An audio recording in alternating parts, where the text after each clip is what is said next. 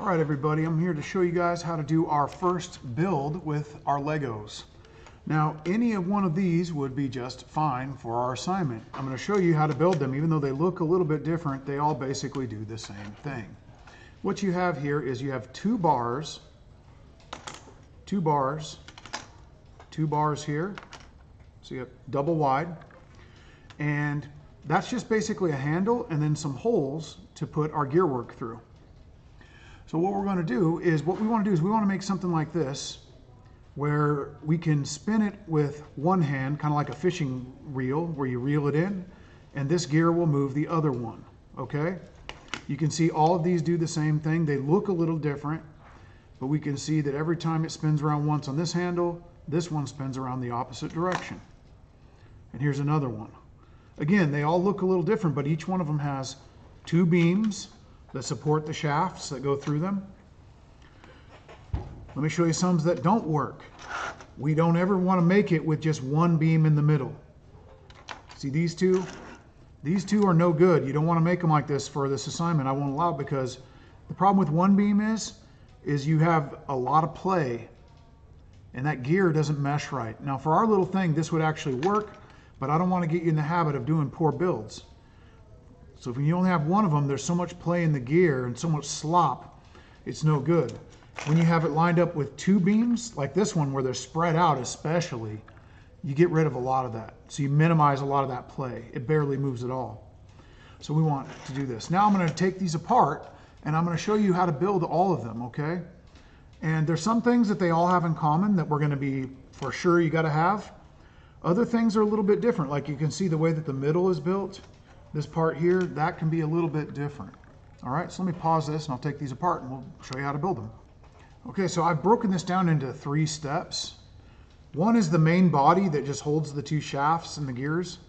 So there's that step. Then we're gonna put on the handle and the drive gear. That's the one that's driven, that you drive with your hand.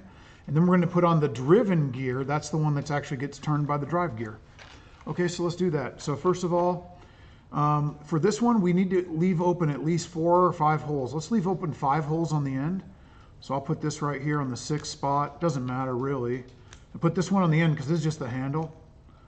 And then snap those together. So we want 2 pieces that are about the same length. And now we have a whole bunch of holes down here that we can put our gears in. The next step is we're going to take the shaft and put it right here. I'm going to put the gear on this side. It doesn't really matter which side. If you're left-handed, you might want to put them on the other side, but I'm right-handed, so I want to crank with my right hand and the gear will be on this side. Then we have to put a spacer here. I'll show you why later on, why that has to be. You'll understand later. Spacer here. And this is the handle piece. So this is where we're going to crank it. And this is where this is the drive gear because you're driving it. Your power of your hand and your arm are driving it. So that will drive the system. Okay, this part's done. It's a little bit tight, so you can loosen it up by making these a little bit looser. There we go. That works pretty good. Now what we're going to do is I'm going to take this. This is the driven gear. Put that on about like that. We're going to have to adjust this later. And then if you line this up properly, it should, we call that mesh. This is not meshing. They're not fit together. But when we turn it so it goes together like that, that's called meshing. So it meshes, okay? And then over here on this side, oh, I forgot on the first step, we could put this on there, and that makes it a little easier to turn.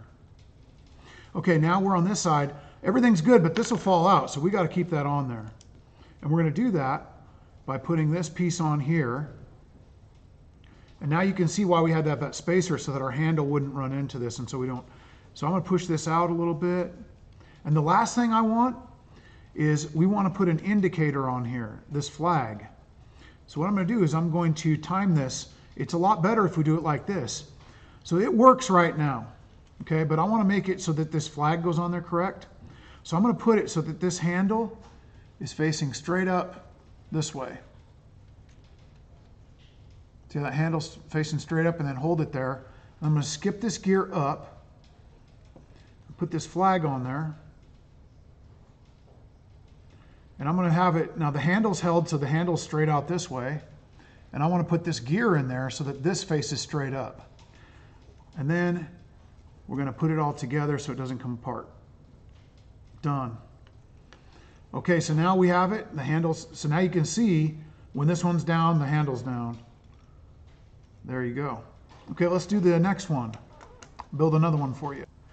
Okay, so we got a little bit different way. We got the main body, same parts, same parts. So the body's the only difference. So we're just going to take these. Now these ones aren't going to be spread apart like the other one. We're going to put them both together, but at least we have two of them to keep that shaft nice and stable. The good news about this is we don't need to worry about where we put them because they're on the top. So you could just put them wherever they hold this together well. You want to have some towards the end though, so it's not all bendy at the end. Okay, cool. So then we just take the handle. This time I'm going to put this on before I forget. And that's the crank. 1, 2, 3, 4 from the end. Put on our first gear. And you notice these gears look different, but they're exactly the same. They have the same number of teeth as the other one did, even though they look a little different. I'm going to put the crank handle on. And that should be done with that first part. Okay? Take this other one. And this time, you know what I'm going to do? I'm going to put the gear on the end. And I'm going to put the flag on there. Doesn't matter, mine's kind of different direction. That way, I'm going to move the handle till it's up, facing straight up like this. See that? How the handle's going 90 degrees like this. And I'm going to drop this one in so it's going straight up also. See how that's going up and so is this one? That's good. And now they're matched up and they're meshed correctly. I can just seal it off. And there we go. I made a second one. I'll make a third one for you so you can see it again. Okay, here's the final one. I changed it a little bit just so you can see using these. So again, we're going to leave the last 4 or 5 of them. Actually, only 4 is necessary. I was wrong earlier. 5 is not enough, is not needed. So that doesn't matter. I'm just going to put them together like this. And then even these up and snap them together. Step 1's done. Step 2, you've already seen it, probably getting bored by now. 1, 2, 3, 4th hole. Put that on right there. Put on the spacer so we can use the crank. And there we go. It's called a spacer because it makes it go out here. It keeps space in between there. That's why we call it a spacer. Okay. Now I'm going to put this on here.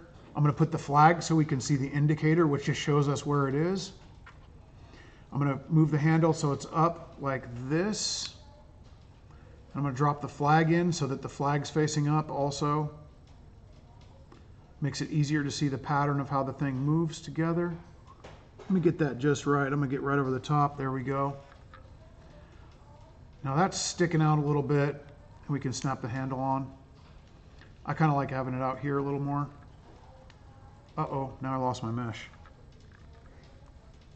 There we go. And there it is. There's the third one. So we got 1, 2, 3. Those are all good ones. These would not be acceptable because they only have one piece in the middle. And they have a lot of play and they're sloppy. We don't want that. Okay? For this stuff, doesn't really matter. But later on when we make robots and things, that type of slop in a complex system is going to create a lot of power inefficiency. It's going to lose power. So we don't want to use just one of these. Shafts should always be supported by 2. They could be on either side, that's fine, or both on one side, but they're always supported. These shafts are always going to be supported by 2 beams. These are only 1, so we don't want to use those. These, we have 2 beams. 2 beams supporting it. This one's even better because it's 2 beams and they're spread wide. Okay?